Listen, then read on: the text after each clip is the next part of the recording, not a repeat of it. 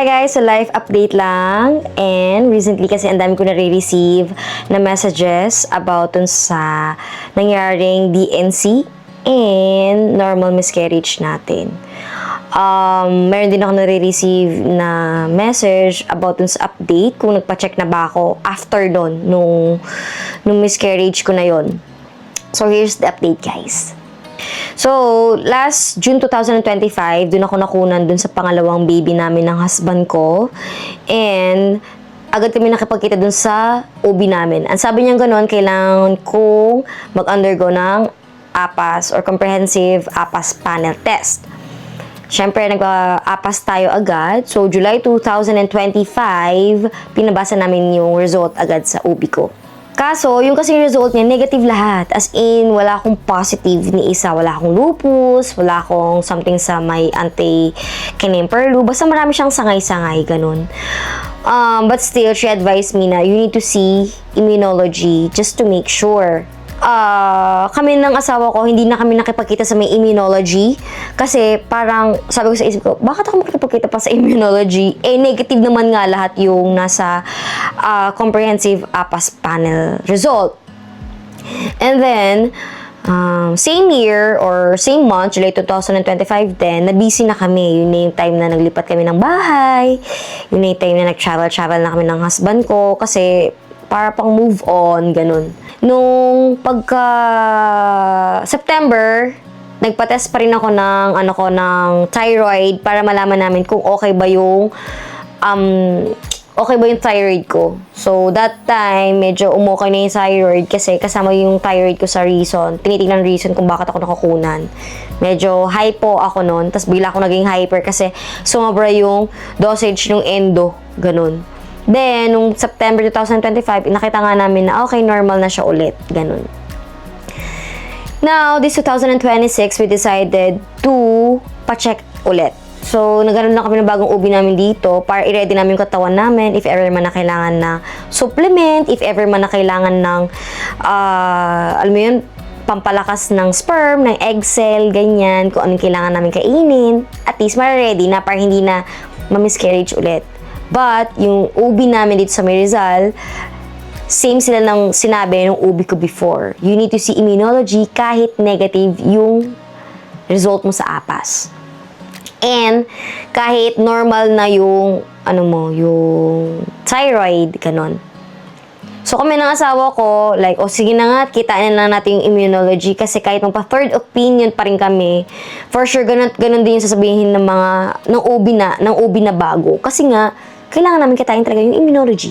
Same day, nung check-up namin sa OB, naghanap agad yung asawa ko ng immunology.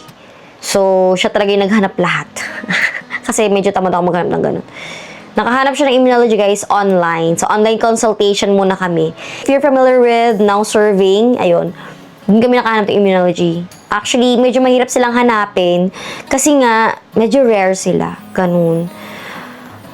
Tapos, hindi lahat ng hospital or ng clinic may immunology. Usually, may clinic sila pero mahirap silang hagilapin. Ganun.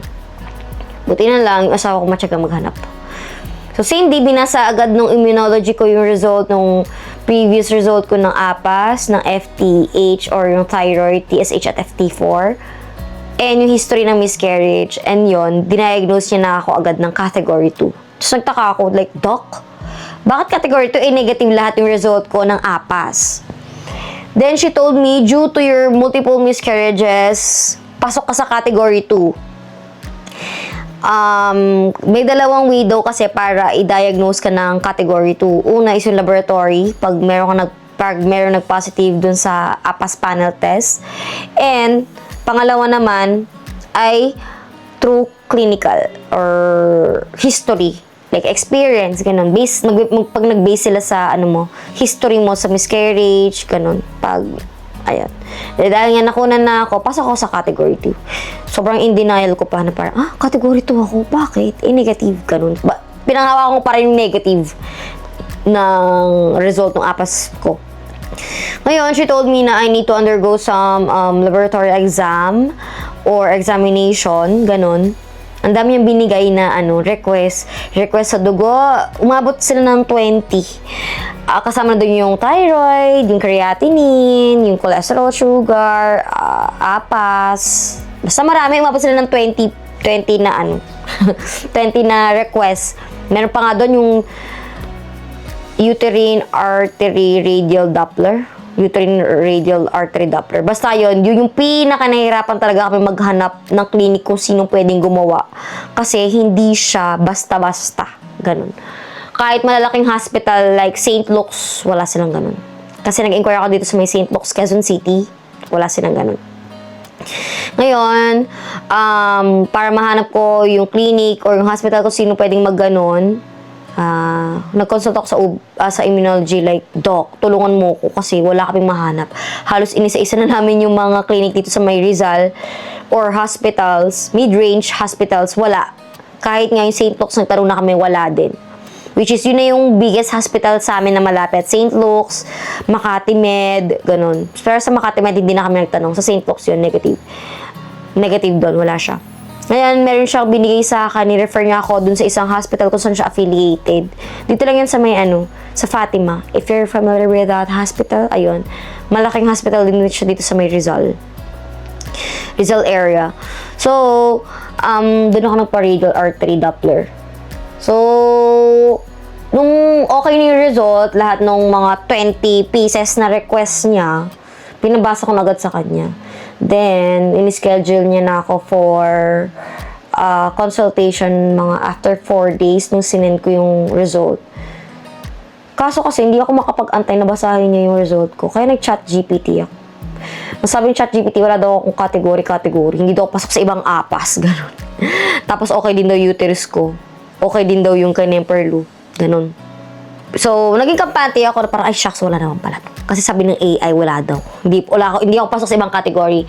Now, nung nakausap na namin yung immunology ko, nung babasahin niya na, ang sabi niya, pasok ako sa category 1, pasok ako sa category 5, based dun sa APAS, expanded APAS ko, APAS test. So, nasa doon lola mo kasi hindi pala totoo si AI. So, huwag kayo maniwala sa AI. Huwag yung gawin doktor yung mga yan kasi palulubagin niya yung loob nyo. Pero pag nandun na, pag babasahin talaga ng doktor, hindi pala yun yung result. Ganon. So, category 1, pasok ako kasi negative yung L80 ko. So, as in negative. Yung L80 po, siya yung nagpo-protect dun sa baby para hindi siya mamatay. Then, category 2, kasi nga, ilang beses na ako nakunan. Then, category 5, mataas yung NK cell ko. Kung yung normal na tao, yung NK cell niya 100%. Sa akin, yung NK cell ko, nasa 120? 130? Basta mataas siya. Above, range, ganun. Ganun siya. So, pasok ako sa category 5.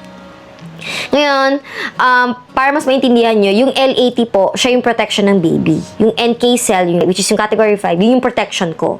Yung L80, dahil negative siya, pag nabubuo yung embryo sa loob ng uterus ko, pinapatay siya ng NK cell ko, which is yung category 5. Dahil nga overprotective, yung NK cell ko sa akin, dahil sobrang strong nila, dahil nga above range sila, pinapatay nila yung foreign bodies na pumapasok sa katawan ko. Feeling ko ito din yung reason kung bakit hindi ako sakitin. Kasi hindi talaga ako sakitin. Hindi ko na maalala kailan ako huling nagkalagnat, kailan huling ako basta, allergy, wala. Hindi ako nagkakaroon ng ganun. As in, nagka-COVID na yung mga kasama ko sa bahay nung COVID era.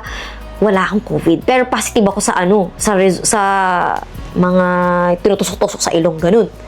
Ganun kalakas yung resistensya ko. Kung hindi siguro ako buntis, okay yung NK cell ko. Pero kung planning to have a baby, hindi siya okay kasi masyado siyang mataas. Pinapatay niya yung mismong baby ko. Ganun. So, si LET, siya yung soldier nung baby. Yung NK cell, yun yung soldier ko. Okay. So, medyo gets nyo na siguro siya by this time. So, ngayon, si L80, para magkaroon ng soldier yung baby ko, kailangan meron silang ipakilala sa katawan ko para masabi ng katawan ko na, hindi pala lahat ng pupasok sa katawan nito ay nakakasama. para mapataas po nila yung L80 ko kasi at least more than 100% kayong hinihingi nilang L80 Mas safe daw siya pag ganun. Kailangan nilang mag-transfusion ng blood sa akin. Either sa asawa ko or dun sa donor from clinic or hospital kung saan ko siya lagay sa katawan ko. Ganun. Ngayon, we decided na lang na donor na lang yung ilalagay nila sa katawan ko kaysa yung sa asawa ko. Why? Baka syempre tanong nyo, bakit sa ibang tao, ba't papayag ka sa ibang tao imbis na asawa mo yung magiging donor mo? One of the reason is, yun din po kasi yung sinadjust ng immunology ko. Dahil tested na yung mga blood sa hospitals at sa mga clinics, mabilis mapataas yung L80. Para mapataas kasi yung L80, pwede ka, kailangan ng 4 to 6 sessions. Ganon. So, dapat by 4 session, nag 100% na sa akin or more than 100%. Pag hindi pa siya, kailangan magdagdag ng 2 pang session. So, dahil nga proven and tested na yung mga nasa clinic, yung mga donor, wala na kami iisipin na, baka magdagdag pa ako ng 2 test or 2 session ng transfusion, blood transfusion. Pag sa husband ko po kasi, hindi siya proven and tested na tatanggapin siya na malakas yung blood niya na, alam mo yun, na ma-absorb agad ng katawan ko. Kumbaga, trial and error yung gagawin namin sa husband ko na blood. If ever man na yung blood ng asawa ko yung gagamitin namin, then after 4 session, hindi tumaas yung L80, magdadagdag kami ng 2 session. Guys, sobrang malang session. Hindi siya biro. Actually, winarningan kami ng immunology ko na pag blood transfusion tayo, tapusin natin. Kung hindi nyo kaya yung budget, huwag natin umpisahin. Kasi mas pangit yung magiging effect sa'yo sa katawan mo pag hindi natin siya tatapusin. Ganon. Kasi mahal siya per session. As in, mahal siya mga ganon. Hindi siya biro parang, bakit ka magpapaganyan? Ganon. Ganon siya. Basta hindi biro yung presyo per session. Hindi siya bababa ng 10,000, hindi siya bababa ng 15,000. So, yan. Nag-range siya na 20. Ganon. Yun nga lang, pag sa donor, medyo mas mahal siya. Kasi kailangan mong bayad ng donor's fee. Babayaran mo yung donor. Pero, pag nakapag 4 session ka na, tapos tumaas agad yung L80 mo, hindi ka na magdadalawang session. So, ligtas na kami dun sa 2 session. And also, naka-screen na kasi yung mga blood nila doon. Hindi ko na kailangan ipascreen. Pag sa asawa ko kasi, kailangan po siyang ipascreen. Ganon. So, yun yung in-advise sa amin ng immunology ko dahil nga proven and tested na yung mga blood sa clinics nila, nagpapataas agad ng mga L80 ng mga patients nila. Kaya, usually sa mga pasyente, yun din yung kinukuha kasi do mayroong bayad yung donor's fee, pero pag hindi ka nga naman hindi nag 100% yung L80 mo after 4 session, kailangan magdagdag ng 2 session. Gastos yun. So, kami, ng asawa ko, doon kami sa mas realidad na yung pinili namin sa mas realidad na okay, mas mapataas yung L80 agad, ganun. Ngayon sa NK-cell ko, wala naman siya kailangan gawin. Kailangan lang namin talaga mapataas yung L80 ko. Ganun, para may protection yung baby. Kasi ako marami akong protection mga be. Ganun. Tapos, yung category 2, hindi naman kailangan yung i-heal kasi kailangan lang ma-heal ng category 1 para lang maging okay yung category 2 and 5. Ganun. Then, yung pangalawang problema ko naman kung bakit hindi natutuloy yung baby. Actually, marami akong problema, guys. Pangalawang reason naman, guys, ay yung veins ko sa uterus, masyado silang tight. So, hindi naman sila super tight, pero hindi siya normal. Ganun. So, nahihirapan yung blood ko na mag-produce or mag-flow dun sa uterus. Kaya, nakukulangan yung embryo ng dugo. Kasi nga, naiipit dun sa veins na maliliit. Ngayon, para magamot yon, kailangan ko tinzaparin. Yung tinzaparin, kung nakikita yung mga ibang buntis na nagsasaksak dito sa tiyan nila, kailangan ko din gawin yun. Para lumuwag yung mga ugat-ugat ko dyan sa may uterus. Ganun. So, from now on, hanggang sa day na mga ko, kailangan ko ganun. Medyo mahal din yung gamot. Kasi parang, ngayon na hindi pa ako buntis, kailangan ko nang mag-inject na, tapos hanggang sa magbuntis ako ng 9 months. So, sabihin natin, after 4 months, doon ako buntis. Plus 9 months pa yun. Yung vial, no, sobrang mahal. Yun, winarningan na din kami ng immunology ko about that. So, medyo prepared naman kami dun sa mga amount. That's why, yun, medyo, parang, okay, ganito pala yung amount. At least, winarningan na kami, hindi yung pag nandun ka na sa counter ng butika, sasabihin mo, ma'am, sobrang mahal naman, ganun. So, yun. Then yung pangatlong reason kung bakit hindi rin ako pwedeng magbuntis pa ngayon, kasi nga, yung blood ko malapot, blood clot, ganun. So, imaginein mo na masikip yung veins mo, tight na siya, tapos yung blood mo malapot pa. So, hirap na hirap talaga mag-receive yung embryo ng blood.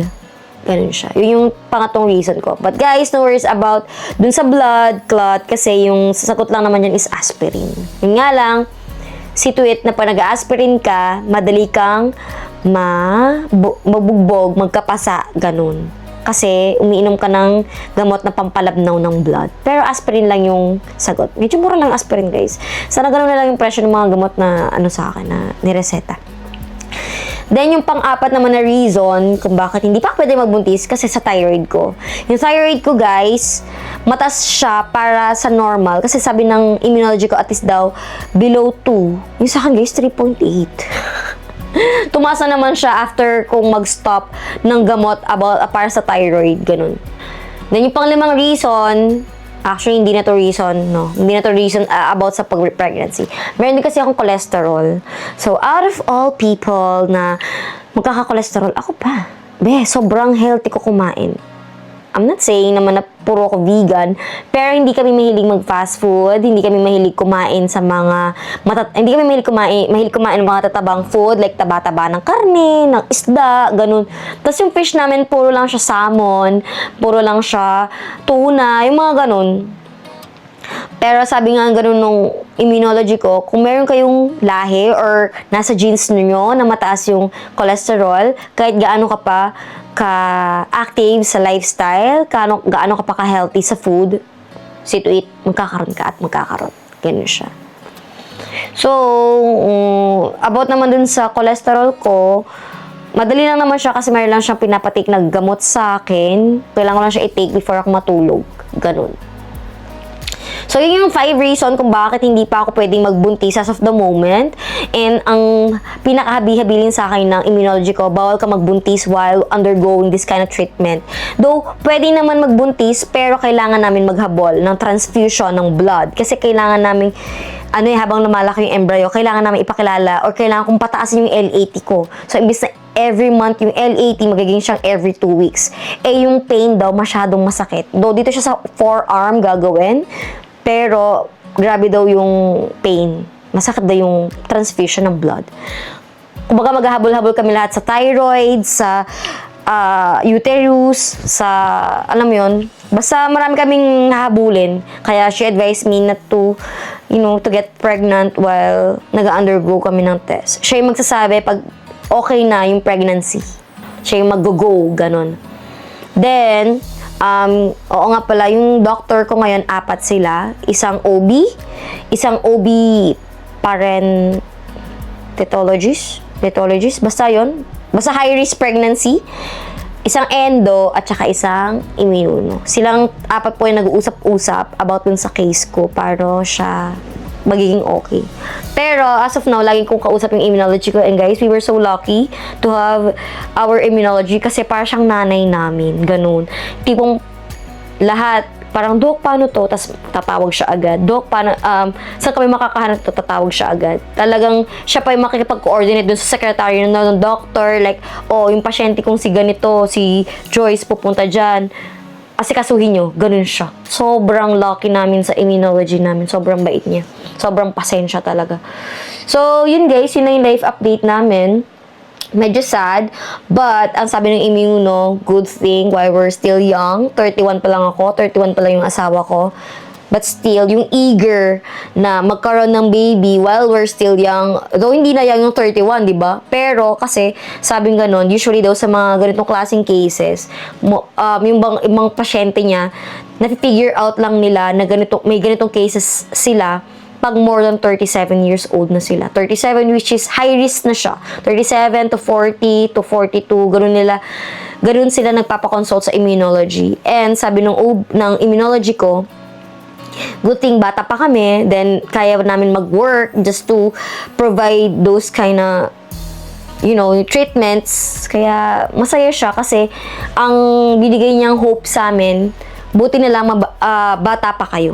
Ganun. Buti na lang bata pa kayo, kaya nyo At hindi niya siya susukuan. Ganun yung sinabi niya sa amin. So, kaya namin kasi nag-work naman kami. Kumbaga, sabi nga ng husband ko, hanggat maaari, hanggat kaya, i-try natin. Kasi, ayaw naman namin gawin na pag matanda na kami, doon namin sasabihin na, ay, pala trinay natin. Yung parang ganun. So, kung ibigay, thank you Lord. Kung hindi, thank you Lord. Kasi, mas alam naman ni Lord kung anong mas makakabuti sa amin. So, kung feeling niya hindi okay sa amin magka-baby, then okay lang naman.